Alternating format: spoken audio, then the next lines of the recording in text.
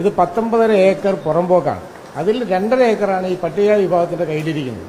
ബാക്കിയുള്ള 17 ഏക്കറും മറ്റ് ഇതര സമുദായങ്ങളുടെ കയ്യിൽ മുസ്ലിം പള്ളികളും ക്രിസ്ത്യൻ പള്ളിയൊക്കെ വെച്ച് കുറേ ആളുകൾ ജീവിച്ചു വരികയാണ്.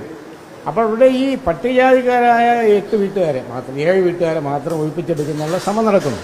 അത് പുറമ്പോക്കാണെന്ന് ഗവൺമെന്റിന്റെ റെക്കോർഡുകളിൽ BTR ഉൾപ്പെടെ ഉള്ളതാണ്. പക്ഷേ അതൊരു വ്യാജരേഖ 87 നടന്ന റീസർവേ സമയത്ത് ഒരു തണ്ടപ്പേര് പിടിച്ചുകൊണ്ട് ഒരു വ്യാജമായൊരു പ്രമാണം സൃഷ്ടിച്ചെടുത്താണ് ഈ ആളുകൾക്കെതിരായി വിധി സമ്പാദിച്ചിട്ടുള്ളത്. അത് ഗവൺമെന്റിന്റെ ശ്രദ്ധയിൽ ഇതുവരെ പെടുത്തിയിട്ടില്ലായിരുന്നു. ഞങ്ങളിപ്പോൾ ഇന്ന് രാവിലെ മുഖ്യമന്ത്രിയെ കണ്ടു, ആഭ്യന്തര വകുപ്പ് മന്ത്രിയെ കണ്ടു, അവർ ചുമതലപ്പെടുത്തിയതനുസരിച്ച് റോജി എം ജോൺ മിനിസ്റ്ററെ കണ്ടു, ഏറ്റവും അവസാനമായി പട്ടിക വികസന വകുപ്പ് മന്ത്രിയെ കണ്ട് ഞങ്ങൾ യാഥാർത്ഥ്യങ്ങൾ ബോധ്യപ്പെടുത്തിയിട്ടുണ്ട്. അത് ഒരു തരത്തിലും അംഗീകരിക്കാൻ കഴിയുന്നതല്ല. ഇത് കാലാകാലങ്ങളായി സംസ്ഥാനത്ത് ഉടനീളം ഇതുപോലെ പട്ടികജാതിക്കാരുടെ താമസിക്കുന്ന കേന്ദ്രങ്ങളിൽ വ്യാജമായ രേഖകൾ ചമച്ചുകൊണ്ട് ഒഴിപ്പിച്ചെടുക്കുന്ന ഒരു സിസ്റ്റം നടന്നു വരികയാണ്. അത് ഭരണകൂടത്തിന്റെ പിന്തുണയുണ്ട്, പോലീസിന്റെ പിന്തുണയുണ്ട്. ഇപ്പോൾ നടന്നിരിക്കുന്ന മുഴുവൻ പോലീസുമായിട്ടുണ്ട് ഗൂഢാലോചനയാണ്.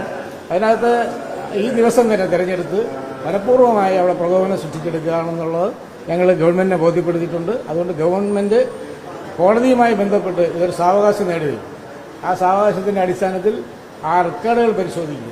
ഇതിന്റെ എതിരെ കോടതി ഹാജരായിട്ടുള്ള വ്യാജമായ രേഖകൾ പരിശോധിച്ചുകൊണ്ട് അനന്തര നടപടികൾ സ്വീകരിക്കാമെന്നാണ് മുഖ്യമന്ത്രിയും വകുപ്പ് മന്ത്രിമാരെല്ലാം നമുക്ക് ഉറപ്പ് തന്നിട്ടുള്ളത്. ഞങ്ങൾ ആ ഗവൺമെന്റിന്റെ ഉറപ്പിനെ ഞങ്ങൾ പ്രതീക്ഷിച്ച് നിൽക്കുകയാണ്.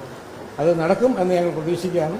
വ്യാജരേഖ കൃത്യമായത് ഈ രവീന്ദ്രൻ പട്ടയം പോലെ ഇതുവരെ അങ്ങനെ വ്യാജമായി ഉണ്ടാക്കിയൊരു പട്ടയമാണെന്നുള്ള ഞങ്ങളുടെ ആക്ഷേപം പരിശോധിക്കപ്പെടേണ്ടതാണ്. അത് പരിശോധിക്കണമെന്നാണ് ഞങ്ങൾ അഭ്യർത്ഥിക്കുന്നത്.